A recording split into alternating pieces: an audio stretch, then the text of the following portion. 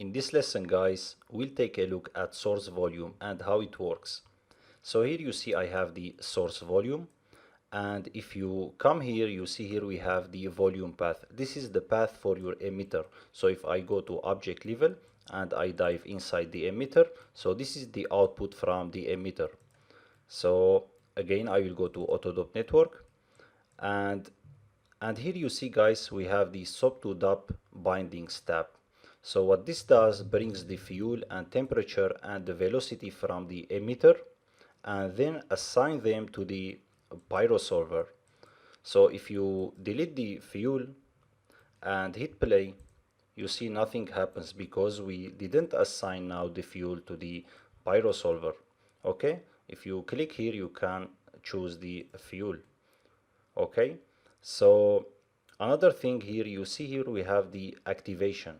So if I hit play, for example, and I want the simulation stops, for example, at frame 25, I can set a key by holding Alt on the keyboard and left mouse click to set a key, and I will go one frame at 26 and I will set it to 0, and I will hit Alt and left mouse click, and now the simulation will stop at frame 26.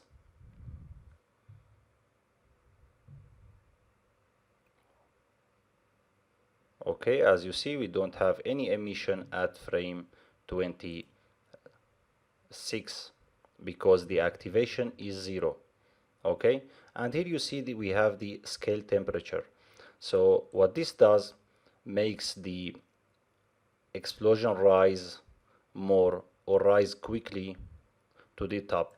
So if I set it, for example, to 10, now the explosion will be brighter and will move faster to the up, as you see.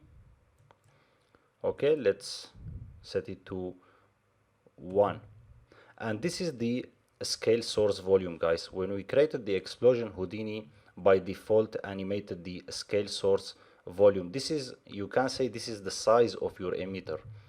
So if I hold shift and middle mouse click on the scale source volume, this opens the animation editor. You see here we have some keys. Okay, so if you look here, the scale going up and then down and then up and down. This is animated by default by Houdini. Okay, and I will close the animation editor, and I will see you in the next lesson, guys.